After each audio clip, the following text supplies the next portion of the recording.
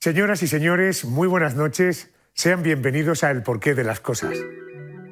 Hay una frase que se le atribuye a Gandhi que dice así: vive como si fueras a morir mañana. Aprende como si fueras a vivir para siempre. Nosotros, desde luego, tenemos intención de vivir no siempre, pero muchos años. Y por eso no nos cansamos de aprender. Esta noche conoceremos respuestas a cuestiones como, por ejemplo, ¿por qué el jengibre, además de tan rico, es tan saludable? ¿Por qué a veces nos ocurre que escuchamos pitidos en los oídos sin un motivo aparente? ¿O por qué las luciérnagas brillan? ¿Por qué el petróleo no es infinito? ¿Y por qué existen las especies invasoras? Señoras y señores, El porqué de las cosas, 35ª entrega. Bienvenidos.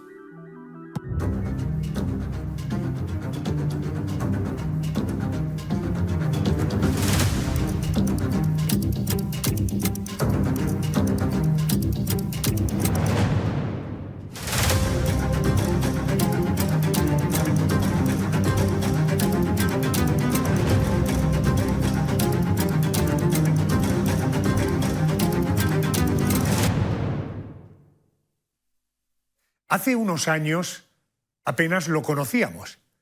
La mayoría no sabíamos ni siquiera qué aspecto tiene. Pero de un tiempo a esta parte lo vemos cada vez más en mercados, supermercados, en tiendas de barrio, como ingrediente en infusiones, en postres, en recetas saladas. Te hablo del jengibre. Dicen que es una raíz. Desde luego tiene un aspecto parecido a la patata, aunque más deforme. Tiene un olor como a colonia, ¿verdad? Y tiene un sabor muy particular. Y además es muy saludable, tanto que los expertos recomiendan que lo incorporemos a nuestra dieta. ¿Y por qué es tan saludable el jengibre? Vamos a aclarar este asunto con Marta León. Ella es licenciada en Ingeniería Química, ha estudiado Medicina Naturista, Dietética y también Alimentación, Nutrición y Salud Pública. Y además es autora de 3 libros que vinculan la alimentación a la salud. Marta, buenas noches. Bienvenida a la Televisión Pública de Málaga. Muy buenas noches, muchas gracias por la invitación. Hola, Marta. Decíamos que el jengibre es una raíz, pero ¿una raíz de qué? ¿Dónde y cómo se cultiva el jengibre? Pues mira, es una raíz, originariamente es de Asia, ¿no? Viene de Asia y se ha trabajado, se ha utilizado en, bueno, pues en todo lo que es China, India, en la medicina tradicional china, pero también más como medicamento, ¿no? Por sus principios activos, pero también se ha utilizado en la cocina asiática, pues desde el principio de los tiempos, por decirlo así. Se utiliza muchísimo a la hora de preparar recetas, a la hora de acompañar platos, por ejemplo, la solemos ver en los restaurantes japoneses, cerca del wasabi, vemos también un poquito de jengibre, en este caso encurtido. Se ha utilizado mucho en sopas, en infusiones, o sea, realmente viene de allá y los asiáticos que lo llevan, bueno, pues como decíamos, ¿no? Utilizando desde hace mucho, mucho tiempo y son los que mejor lo conocen, bueno, pues por cosas de la globalización, digamos, pues se ha ido extendiendo en estos últimos años, en esta última década, a todo el mundo, también a España. El aceite, por ejemplo, es una de las estrellas de nuestra dieta mediterránea y el jengibre es una de las estrellas, decías, de la cocina asiática. Históricamente, ¿qué usos le han dado los asiáticos a este fruto? Pues mira, realmente eso es una raíz que se nutre, ¿no? Bueno, pues con todos los nutrientes, con todas las bondades de la tierra y se ha utilizado, pues sobre todo a nivel digestivo. A nivel digestivo ha sido muy, muy utilizado en Asia para, por ejemplo, pues ayudar a metabolizar mejor las grasas, a digerir mejor las grasas de un pescado, las grasas de una carne. Se utilizaba mucho en la sazón, ¿no? Se incorporaba mucho, pues eso, en la sazón de ciertos, o en las salsas, ¿no? De ciertos preparados que eran, bueno, pues muy, muy, muy potentes. Pero sobre todo se ha ido utilizando a nivel digestivo, pero también acompañando en medicina tradicional china, acompañando a todos los recursos, todas las estrategias de cuidado del sistema inmunitario, en resfriados, para dolores de garganta, etcétera, porque como tiene un efecto termogénico, es decir, aumenta la temperatura, esto a nivel digestivo nos interesa porque activa el metabolismo y para metabolizar grasas es muy interesante, pero también porque ayuda bueno, pues si tenemos alguna molestia, dolor de garganta, algún resfriadín, ¿no? Que necesitamos, bueno, pues que la temperatura nos acompañe, ¿no? Recomponer el cuerpo, que a veces decimos, el jengibre funciona muy, muy bien también para ello. Marta, vamos a intentar adaptar el jengibre a la dieta mediterránea, a nuestras tradiciones culinarias. ¿Dónde y cómo podemos incorporar a esta preciada raíz? Pues mira, lo podemos incorporar. Lo más sencillo es que lo hagamos siempre desde la alimentación. Primero que nos familiaricemos con el sabor, porque como bien decías al principio, tiene un sabor peculiar, pero podemos incorporarlo pues quizás como una infusioncita que puede ayudarnos después de comer, como decía antes, ¿no? Una comida copiosa, pero también incluyéndolo pues a lo mejor en veranito, cuando haga mejor tiempo, en algún zumo, que se llevan mucho, ¿no? Estos zumos de verduras, estos smoothies. Bueno, pues podemos poner un trocito de jengibre. Se me ocurre, por ejemplo, en un zumo de zanahoria, ¿no? Pues hacemos un zumo de zanahoria y le ponemos un trocito de jengibre. Esto va a potenciar mucho más todavía, bueno, pues las bondades de la zanahoria. Pero también lo podemos utilizar, por ejemplo, en polvo o fresco en nuestros platos, ¿no? Pues lo podemos incorporar pues si por ejemplo hacemos como un pollo con un poquito de curry, que le ponemos también cúrcuma, que también es otra raíz asiática con mucha fama, ¿no? Pues podemos añadir un poquito de jengibre en polvo para ir dándole, ¿no? Así un toquecito. E incluso lo podemos encontrar, es que ahora el jengibre lo venden hasta como gominolas, ¿no? Digamos, lo ponen desecado y a veces lo ponen con un poco de azúcar o sin azúcar. Pero, por ejemplo, esto también, cuando tenemos sensación de náuseas o malestar digestivo, puede ser como una ayuda inmediata, no tanto en un preparado, ¿no? De una receta, sino como una ayuda inmediata cuando no nos encontramos bien, cuando antes de comer tenemos sensación de náuseas o tenemos sensación de náuseas al levantarnos, al despertarnos, o personas, por ejemplo, que están haciendo un tratamiento oncológico y tienen muchas náuseas y muchos malestares digestivos, pues a lo mejor un trocito de jengibre, ¿no? Así encurtido puede ser interesante para ayudarles a sobrellevarlas mejor. Bien, una persona que tenga un estado de salud razonable, es decir, que esté saludable, por ejemplo, puede en agua, en una jarra de agua, hervir unos trozos de jengibre y utilizar ese agua para beber a lo largo del día. ¿Esto es saludable? Sí, de hecho hay personas que esto lo hacen cuando se va acercando el invierno para proteger su sistema inmunitario y así intentar no resfriarse, pero también hay personas que lo hacen para perder peso. Como hemos dicho, el jengibre tiene también unas propiedades, ¿no? En todo lo que es la activación metabólica, ayudarnos a metabolizar mejor grasas, a quemar mejor grasas, por eso también ha cogido fama, digamos, para ayudarnos a perder peso. Entonces hay algunas personas que, por ejemplo, por la tarde o durante todo el día, bueno, pues se van preparando infusión de jengibre y se toman 2 tazas o van bebiéndolo, ¿no? En agua, por ejemplo. Correcto. Marta, ¿el jengibre es mejor pelarlo a la hora de utilizarlo o es mejor utilizarlo con la piel? Pues es mejor pelarlo. Siempre, en general, a no ser que sea, esto en general nos sirve como para todo lo que no sea ecológico, ¿no? En realidad es mejor pelarlo.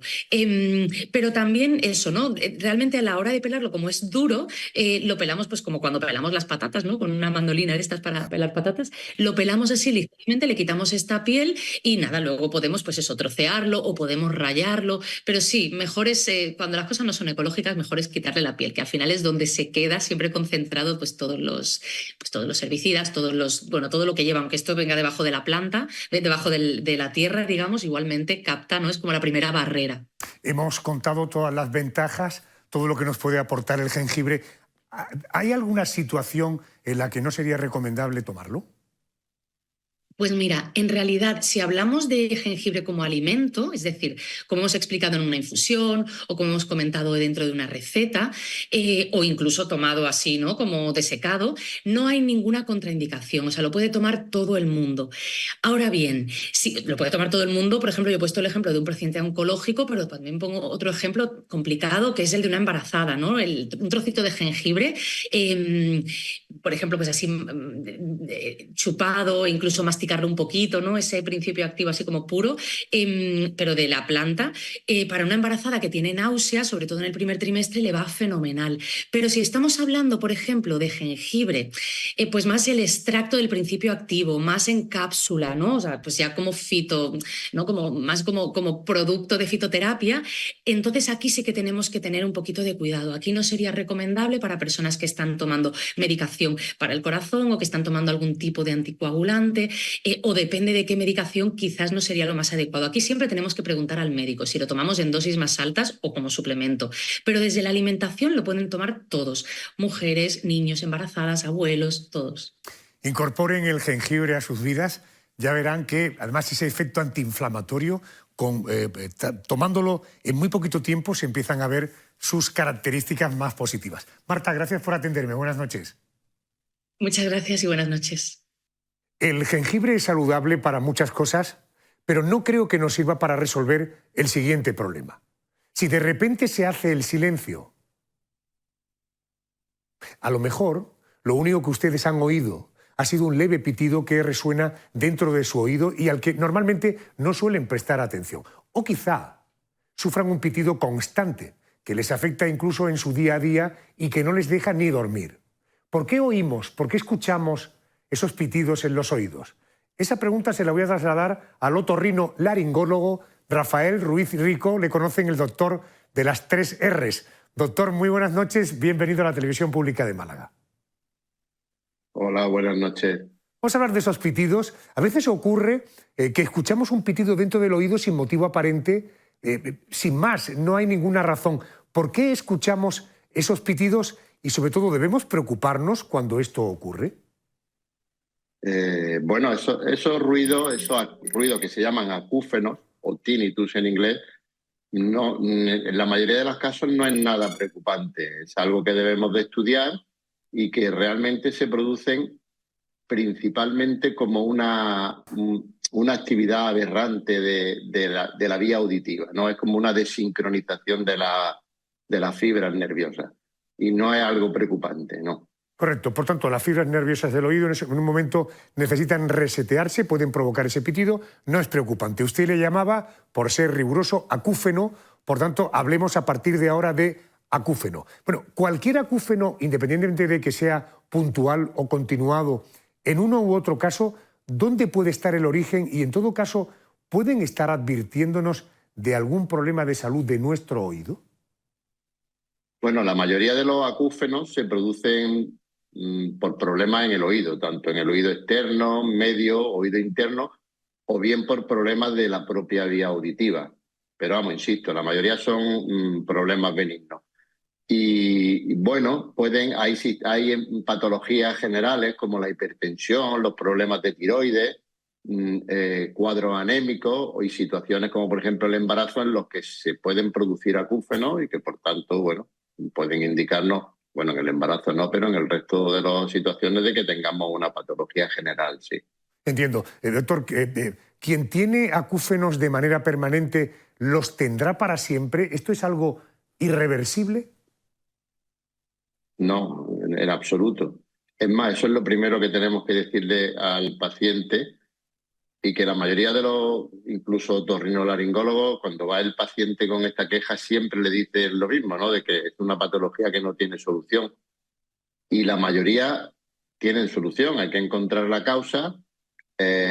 Algunos se quitarán corrigiendo la causa y otros haremos todas las posibles con medidas mediante fármacos o otras terapias para que o se quiten o el paciente se habitúe a este síntoma, ¿no? Que en definitiva es un síntoma, no una enfermedad, ¿no? ¿Cómo se solucionan los acúfenos? ¿De qué depende que esos pitidos tengan arreglo o no? Bueno, lo primero, como he dicho, es encontrar la causa. Si es un problema del oído, pongamos un ejemplo, oído medio, pues probablemente solucionando ese problema se solucionará el acúfeno, o si es, por ejemplo, un tapón de cera. Ahora, si es un problema más, digamos, interno, en el que no podemos tratar la causa, pues lo que hacemos es terapias con medicamentos, algunas otras terapias, cada vez están saliendo más terapias, lo que hacemos es que al sistema nervioso le enseñamos a eliminar a habituarse a estos sonidos. Habituarse no es acostumbrarse. Habituarse es un problema central complejo. Siempre ponemos el mismo ejemplo. Por ejemplo, unos padres pueden estar durmiendo bajo una tormenta de muchos truenos, mucho ruido y no se despiertan. En cambio, el bebé llora un poco y se levantan enseguida. O sea, el cerebro nos ayuda a eliminar aquellos sonidos que no nos son útiles para la vida, ¿no? Y uno de ellos son los acúfenos. Correcto. Por tanto, hablamos más de adaptación, adaptarte a esos pitidos, a esos sonidos. Doctor, a lo mejor le voy a preguntar una cosa que puede parecer una bobada, corríjame si me equivoco. ¿Se utiliza la música como terapia para resolver el problema de los acúfenos? No solo no te equivocas, sino que es posiblemente la terapia más empleada en las clínicas especializadas en acúfenos. Y eso lo descubrieron hace ya muchos años un neurofisiólogo en la Universidad de Maryland y la terapia que se llama TRT, terapia de reentrenamiento de acúfenos, es lo que ha demostrado que mayor utilidad tiene en aquellos acúfenos que no encontramos la causa para eliminarlos, ¿no? ¿Y eso qué se hace? Sí, sí, se utiliza música. O sea, escuchamos... Se utiliza música... escuchamos música, digo, para discernir y separar lo que es el pitido de la música y que el cerebro sea capaz a través de la música de ocultar el pitido. ¿Funciona algo más o menos parecido a eso? Bueno, algo parecido. Lo que intenta es, o música, lo que más se utiliza es el ruido de, lo que se llama ruido blanco, ¿no? Pero se puede usar también música. Y lo que hacemos es un poco enseñar, es como un entrenamiento al cerebro para que sepa eliminar ese acúfeno, ¿sí? Se hacen en sesiones de hora y media diarias y al cabo de los meses suele ser bastante eficaz. Doctor, yo soy un auténtico fan de la medicina preventiva. Cuando hablamos de acúfenos, ¿existe alguna manera de retrasar o de prevenir la aparición de estos pitidos? Bueno, en general las medidas que vayan a proteger la salud de nuestro oído, ¿no?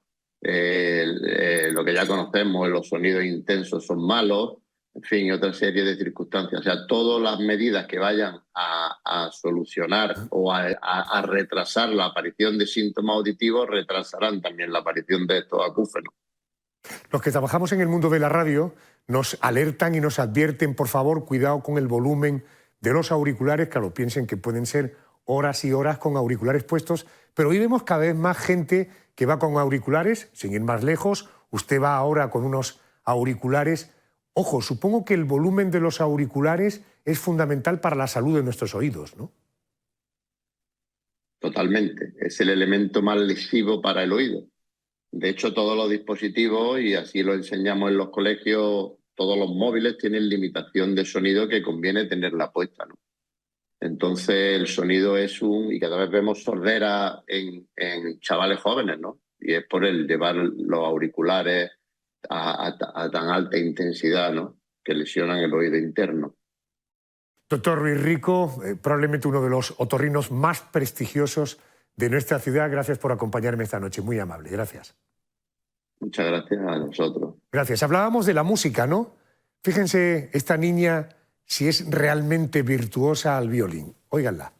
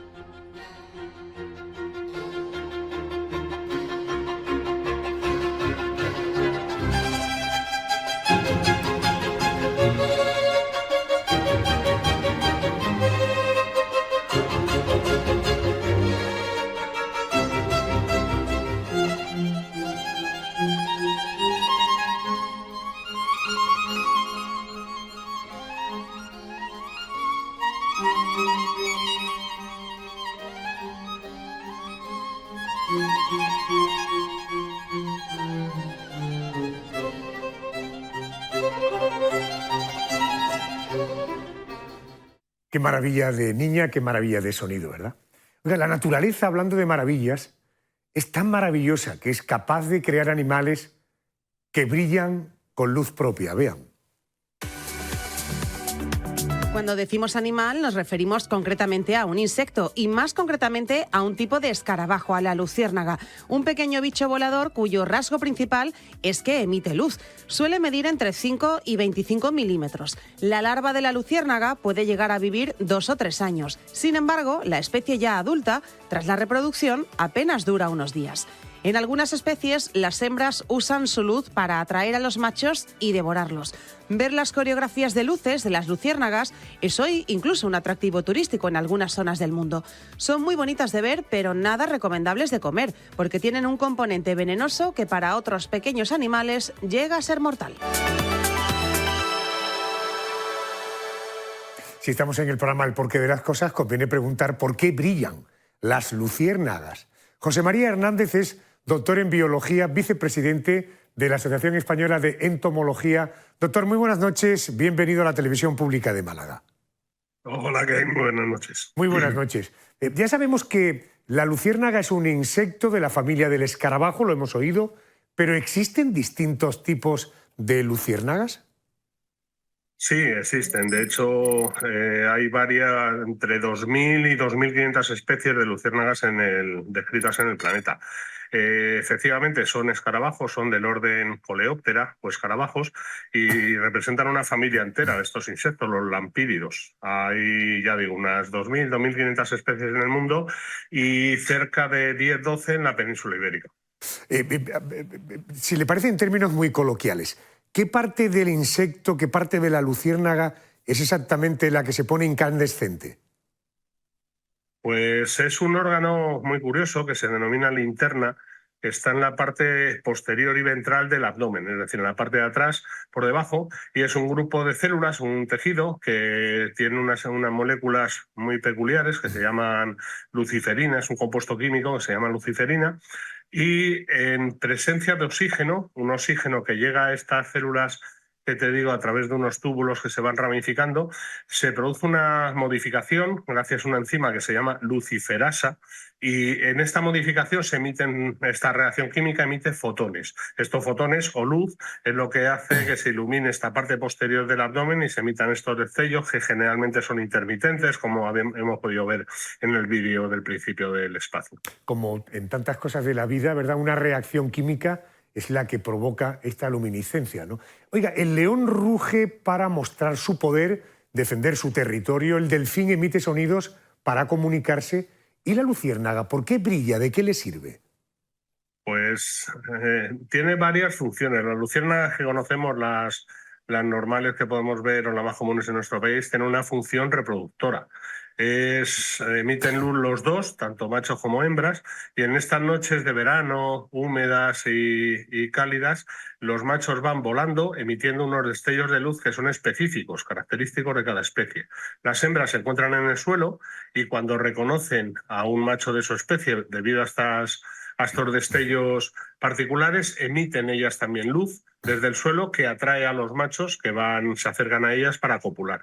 Entonces, la función fundamental, ya digo, la función de la mayoría de las especies que conocemos es de reproducción, para la cópula, atracción sexual. Hay otras funciones diferentes para incluso predación o advertencia a los depredadores. De hecho, las larvas de las luciérnagas, que también emiten luz, su función no es reproductora. Las larvas no se reproducen, sino defensiva, lo que se llama aposemática. Es decir, está diciendo al predador que tiene compuestos venenosos, eso que también se comentaba en la introducción del vídeo, y que no conviene comérsela. Es una advertencia a los depredadores. Incluso hay alguna llamada caníbal. Hay hembras que imitan los destellos de luz, las intermitencias, las frecuencias de machos de otra especie. Cuando el macho equivocadamente se acerca para copular, la hembra, que es depredadora, se alimenta de él. Es decir, como veis, es una función bastante curiosa. Correcto. Oiga, ¿es verdad que la contaminación lumínica podría llegar a provocar la extinción de las luciérnagas?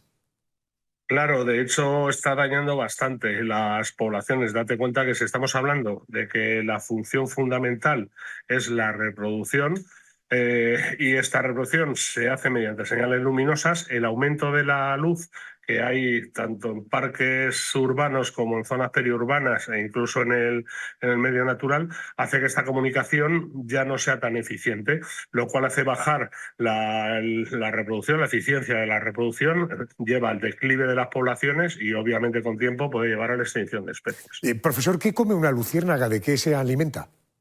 Pues también es bastante curioso. Normalmente se alimentan fundamentalmente en la fase larvaria, es decir, las larvas suelen ser depredadoras, viven en el suelo, como decíamos antes, y se alimentan de otros animales pequeños, gusanos, otros artrópodos, e incluso caracoles, algunos moluscos.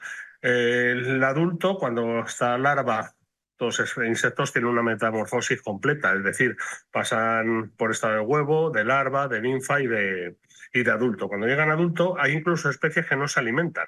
Las larvas han adquirido toda la energía necesaria para estos pocos días que viven los adultos poder sobrevivir. Otras, si se alimentan, pasan a ser herbívoras, si se alimentan de plantas o incluso de néctar y de polen.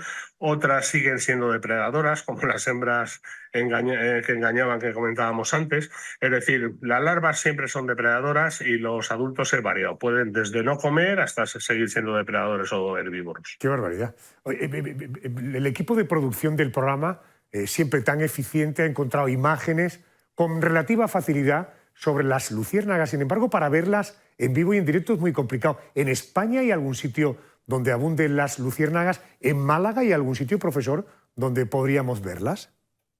Lamentablemente, casi sería mejor decir había.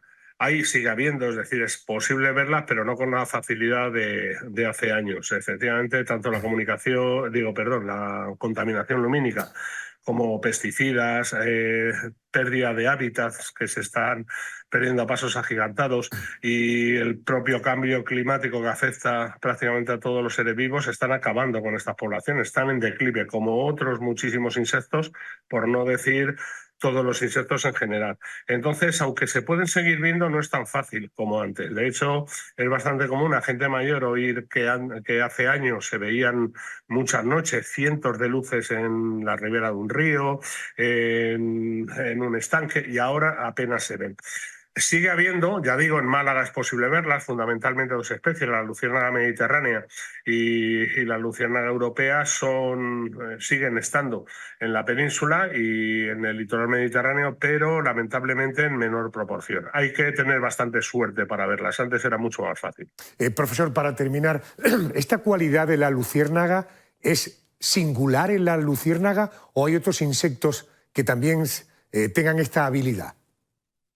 No es exclusiva, ni mucho menos. De hecho, se piensa que la bioluminiscencia, que es como se llama el fenómeno de emisión de luz por seres vivos, ha surgido varias veces en la evolución de forma independiente. Es decir, no es un solo caso, sino que ha surgido en distintos casos. En insectos hay otros coleópteros, otros escarabajos, fundamentalmente los elatéridos, los llamados escarabajos clics, que también producen luminiscencia. Incluso hay descrito un mosquito de Nueva Zelanda cuyas larvas producen luminiscencia y en las cuevas en las que viven, fíjate, hacen unas trampas de luz. Emiten unos filamentos mucosos que transmiten la luz que genera la larva y eso atrae a los insectos voladores para ser de nuevo depredados. Y en el mundo animal, o siendo más amplios, en el mundo de los seres vivos hay muchísimos ejemplos de bioluminiscencia. Hongos, animales marinos, entre ellos medusas, crustáceos, moluscos, bacterias. Hay miles de especies que presentan bioluminiscencia. Sí, yo pensaba que era una cualidad específica de la luciérnaga y, sin embargo, llego a la conclusión que desde el conocimiento y la información hoy me quedo perplejo pensando en la cantidad de insectos, moluscos que producen luz propia. Sí. Profesor Hernández, gracias por atenderme, muy amable, buenas noches. Gracias a vosotros, buenas noches. Gracias, buenas noches. Por eso es muy importante, para tener una perspectiva adecuada de las cosas de la vida, tener información, tener conocimiento. En todo caso, es cuestión de perspectiva.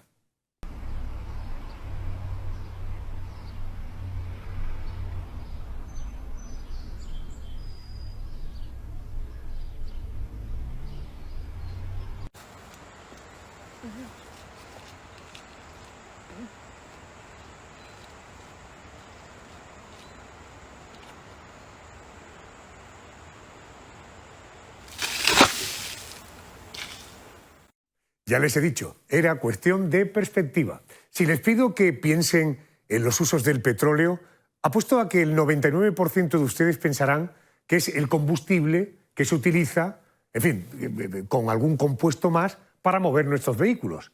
Pero el petróleo está en todas partes. Se lo va a demostrar mi asistente virtual Malagueta. Por cierto, Malagueta, Mala, muy buenas noches. Hola, Adolfo. Buenas noches. Te pongo el primer ejemplo. El petróleo está presente en el material con el que están hechas mis gafas. Con eso te puedes hacer una ligera idea de cómo de extendido está este aceite mineral. Lo encontramos en nuestros zapatos, en el jabón, en las pastillas, las vendas o las bolsas de suero de los hospitales. También está presente en el plástico de las botellas de agua, en los botes de detergente, en la ropa, en el asfalto, incluso en los abonos e insecticidas que se utilizan en el campo. Sirve para que tengamos agua caliente y para que funcione la calefacción. Está presente en componentes electrónicos. Por cierto, te daré un dato más, Adolfo. Estados Unidos es el mayor productor mundial de petróleo, seguido por Arabia Saudí y Rusia. Bueno, como ven, efectivamente el petróleo está en todas partes. Pero ojo, ¿se podría acabar? ¿El petróleo podría ser infinito? El petróleo, siempre hemos oído que no. Aunque, por otra parte, déjenme que se lo voy a preguntar a un experto, a Ramón Rodríguez Pons Esparver. Es director del Máster en Ingeniería de Petróleo y Gas de la Universidad Politécnica de Madrid. Es profesor de Ingeniería de Minas y Energía. Profesor, muy buenas noches y bienvenido a la Televisión Pública de Málaga. Buenas noches, Adolfo. Muy buenas noches. Oiga, hablemos primero del origen. ¿Cómo se forma el petróleo? Aquí es importante saber que la materia prima de los hidrocarburos procede de la vida. Periodos geológicos donde ha habido una cantidad de vida muy importante han permitido que microorganismos, normalmente marinos y demás seres vivos, al morir se van hundiendo, digamos, en depresiones como lagos, mares y demás, y ahí se van acumulando junto con los sedimentos, y esos sedimentos se van hundiendo en las cuencas. Esas cuencas se van aumentando de presión y temperatura, y llega un momento cuando estamos a miles de metros donde ahí empieza de alguna forma a cocinarse esa materia orgánica para dar origen a lo que conocemos como petróleo. Esa roca sedimentaria se le conoce muy llena, muy rica en materia orgánica, se le conoce como roca madre. Ese sería el origen del hidrocarburo. Mi mente fantástica, profesor, me hace pensar cementerios muy antiguos de seres vivos se han ido hundiendo y ¿eso puede formar parte del petróleo?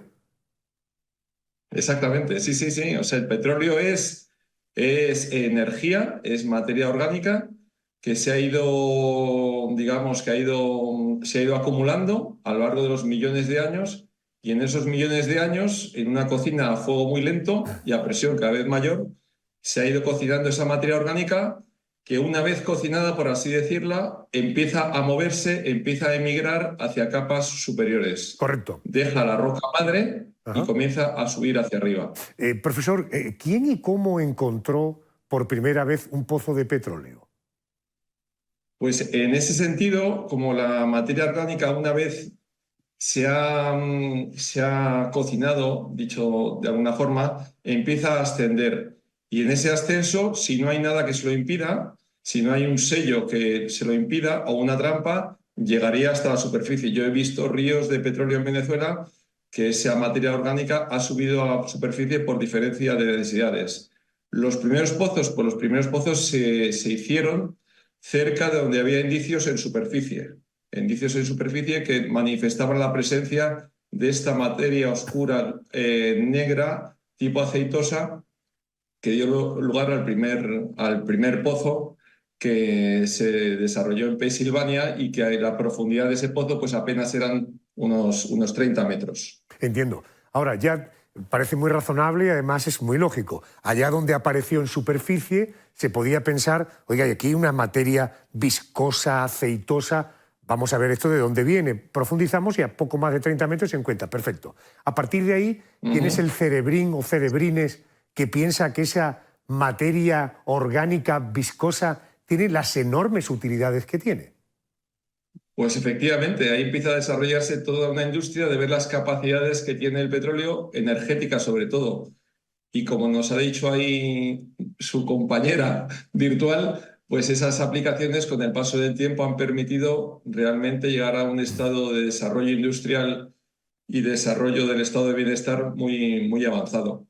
Profe, el petróleo lo asociamos con algo perjudicial, contaminante. Sin embargo, está presente en nuestro día a día de una forma realmente sorprendente. De las tiritas que nos ponemos y nos hacemos una herida hasta, en fin, una simple botella de agua. ¿Por qué se le atribuye esa condición de contaminante? Sí, yo ahí, en primer lugar, yo no asocio el petróleo con algo perjudicial, sino que tratamos en la universidad de mirar, digamos, el problema globalmente, con la fuente de energía del petróleo, pero también con el resto de energías. El petróleo es una fuente de energía que, digamos, es hoy por hoy de acceso razonable, de precio razonable, de fácil manejo y de fácil almacenamiento. Y eso le hace, digamos, que sustituible será a largo plazo, pero no inmediatamente. A título de ejemplo, como nos han dicho antes, si la producción mundial de petróleo son unos 100 millones de barriles diarios, 100 millones de barriles, España está consumiendo actualmente 1 millón o 1.200.000 barriles diarios. Eso hoy por hoy no es nada fácil sustituirlo.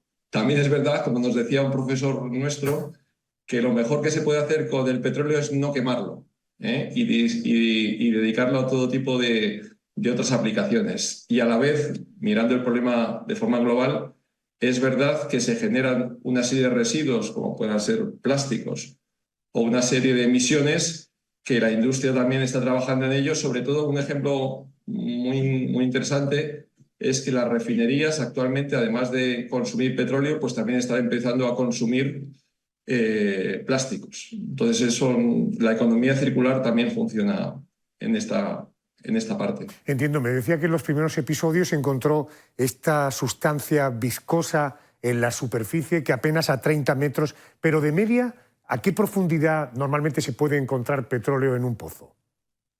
Sí, pues eso depende de cada caso. Lo que se llama exploración, yo lo llamo arte, al arte de investigar a partir de los indicios, de todo tipo de indicios, dónde podría haber petróleo.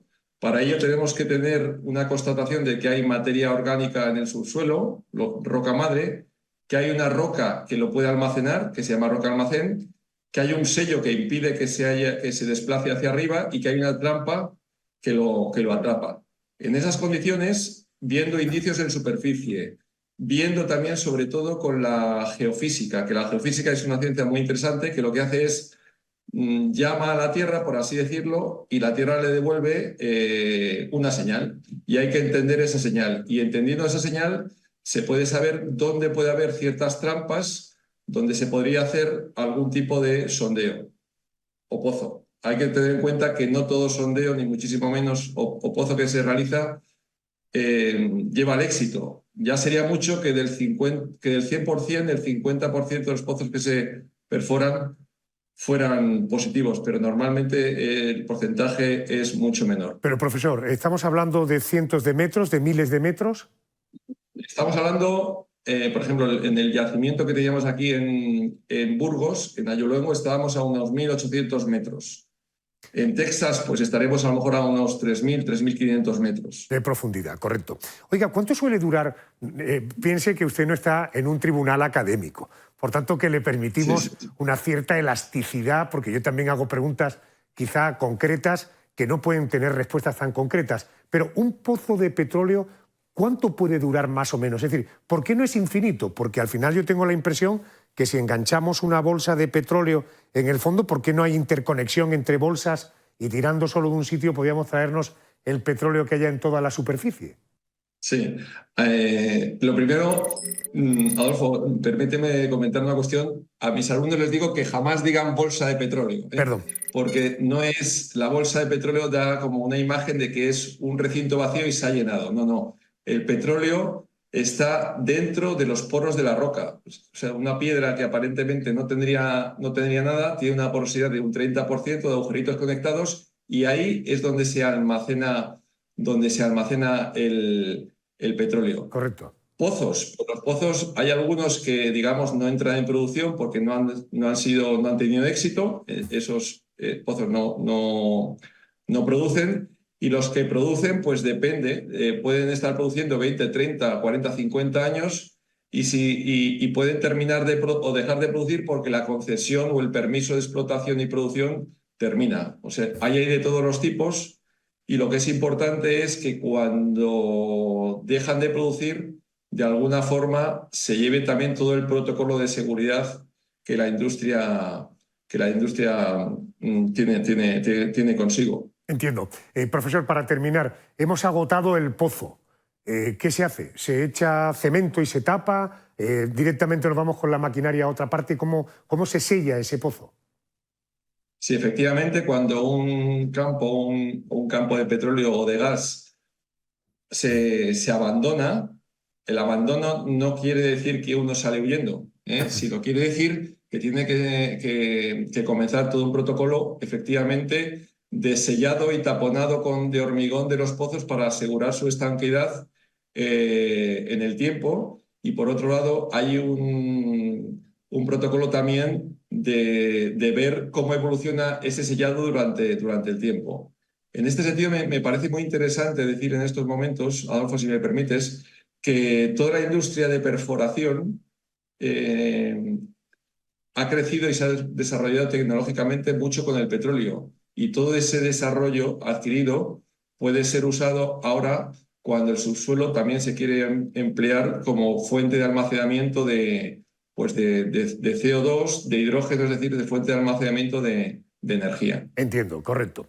Profesor Rodríguez... Ese sería otro capítulo muy interesante. Pues en el siguiente capítulo nos volveremos a encontrar y le prometo que nunca más volveré a hablar de bolsas de petróleo. Esto es igual que en el mundo del buceo hay quien tiene la costumbre de hablar de bombonas de oxígeno cuando realmente hay que decir botella. Si dices bombona, la cerveza después de bucear la paga quien cometió el error. Por tanto, si a la próxima yo vuelvo a hablar de bolsas de petróleo, prometo que el café lo pago yo. Profesor, gracias.